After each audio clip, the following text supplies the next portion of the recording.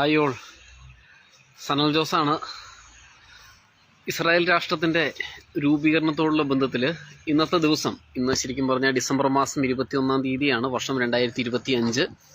അപ്പോൾ ഈ ദിവസം ഇസ്രായേൽ എന്ന് പറയുന്ന രാഷ്ട്രം രൂപം കൊണ്ടതിന് ശേഷം വന്നിരിക്കുന്നതായ ഒരു മാജിക് ഫിഗർ ഇന്ന് ഒരല്പനിമിഷം മുമ്പ് ഇവിടുത്തെ മലയാളി വാട്സപ്പ് കൂട്ടായ്മയിൽ ഒരു മെസ്സേജായിട്ട് വന്നപ്പോഴാണ് അത് ശ്രദ്ധിക്കുകയും അതിനെ ആസ്പദമാക്കിയിട്ട് ഈ ലൈവിൽ കടന്നു വരാൻ ഞാൻ തീരുമാനിക്കുകയും ചെയ്തത്.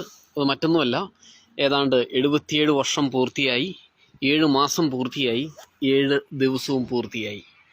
1948 മെയ് മാസം 14-ാം തീയതിയാണ് നാം ഇന്ന് കാണുന്നതായ ഇസ്രായേൽ രാഷ്ട്രം ഔദ്യോഗികമായിട്ട് രൂപം കൊള്ളുന്നത്.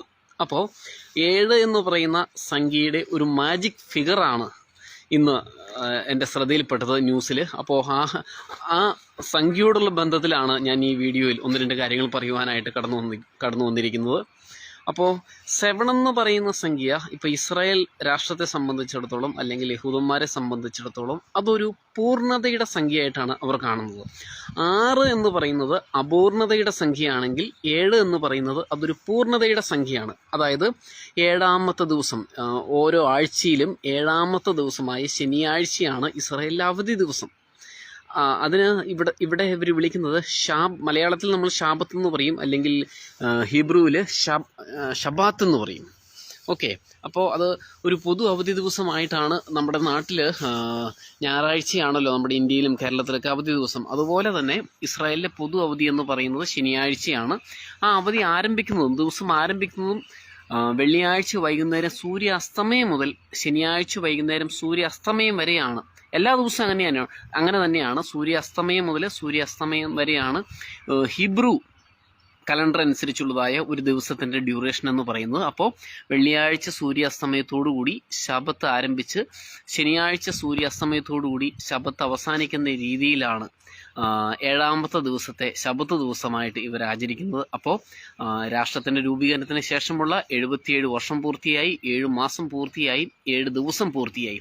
ഇനി ഈ 7നോടുള്ള ബന്ധത്തിൽ വേറൊരു കാര്യം കൂടി എൻ്റെ ശ്രദ്ധയിൽപ്പെട്ടത്, ഈ ശബത്ത് 7-ാമത്തെ ദിവസം മാത്രമല്ല യഹൂദന്മാർക്കുള്ളൂ. സാധാരണ ശബത്ത് എന്ന് പറയുന്നത് ആഴ്ചവട്ടത്തിൻ്റെ അവസാന ദിവസമായ ശനിയാഴ്ച, അതായത് വെള്ളിയാഴ്ച വൈകുന്നേരം മുതൽ ശനിയാഴ്ച വൈകുന്നേരം വരെയുള്ളതായ എല്ലാ ആഴ്ചയിലുമുള്ളതായ ഒരു ശബത്ത്. ആ ആഴ്ചയിലുള്ളതായ ശബത്തിന് പുറമെ പിന്നെ വരുന്നതായ ശബത്ത് എന്ന് പറയുന്നത് 7-ാമത്തെ മാസം ഒരു ശബത്തുണ്ട്. അപ്പോൾ ആദ്യത്തെ ശബത്ത് എന്ന് പറയുന്നത് 7-ാമത്തെ ദിവസം ശബത്ത്, പിന്നെ വരുന്ന ശബത്ത് എന്ന് പറയുന്നത് 7-ാമത്തെ മാസമാണ് ശബത്ത്.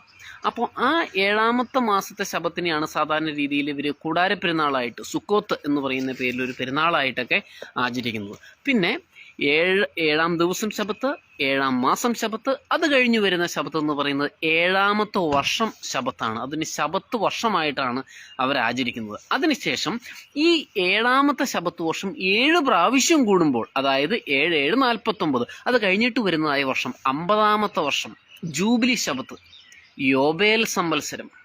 ഈ യോബേൽ സംവത്സരം എന്ന വാക്കിൽ നിന്നാണ് യഥാർത്ഥത്തിൽ ജൂബിലി ശബത്ത് എന്ന് പറയുന്നതായ, അല്ലെങ്കിൽ ജൂബിലി എന്ന് പറയുന്നതായ ആ വേർഡ് തന്നെ പിന്നീട് ഉണ്ടായി വന്നെന്നുള്ളത് നമുക്കത് പരിശോധിക്കുമ്പോൾ കാണുവാനായിട്ട് സാധിക്കും. അപ്പോൾ ഈ രീതിയിൽ 7-ാം ദിവസം ശബത്ത്, 7-ാം മാസം ശബത്ത്, 7-ാം വർഷം ശബത്ത്, 7-ാമത്തെ വർഷത്തെ ശബത്ത് 7 പ്രാവശ്യം കൂടുമ്പോൾ 7 7 49 കഴിഞ്ഞിട്ട് വരുന്നതായ 50-ാമത്തെ ദിവസം, 50-ാമത്തെ വർഷം യോബേൽ സംവത്സരം അഥവാ ജൂബിലി ശബത്ത്. ഇങ്ങനെ 7ന്റെ ഒരു മാജിക് ഫിഗർ പല ഘട്ടങ്ങളിലൂടെ നമുക്ക് ഇവരുടെ ആചാരങ്ങളിലൂടെ, ഇവരുടെ അനുഷ്ഠാനങ്ങളിലൂടെ ഒക്കെ നമ്മളൊന്ന് കണ്ണോടിച്ചാൽ നമുക്ക് കാണുവാനായിട്ട് സാധിക്കും. ഇന്ന് ഈ ഒരു കാര്യം എൻ്റെ ശ്രദ്ധയിൽപ്പെട്ടപ്പോഴാണ് ഞാൻ ഈ വീഡിയോയിൽ ഈ ഒരു കാര്യത്തെക്കുറിച്ച് പറയുവാനായിട്ട് കടന്നു വന്നത്. ഏതായാലും ഇസ്രായേലിൽ നിന്നുള്ളതായ ഒരു പുതിയ ഇൻഫർമേഷൻ വീഡിയോയുമായിട്ട് നമുക്ക് വീണ്ടും കാണാം. Thanks for watching. ബൈ.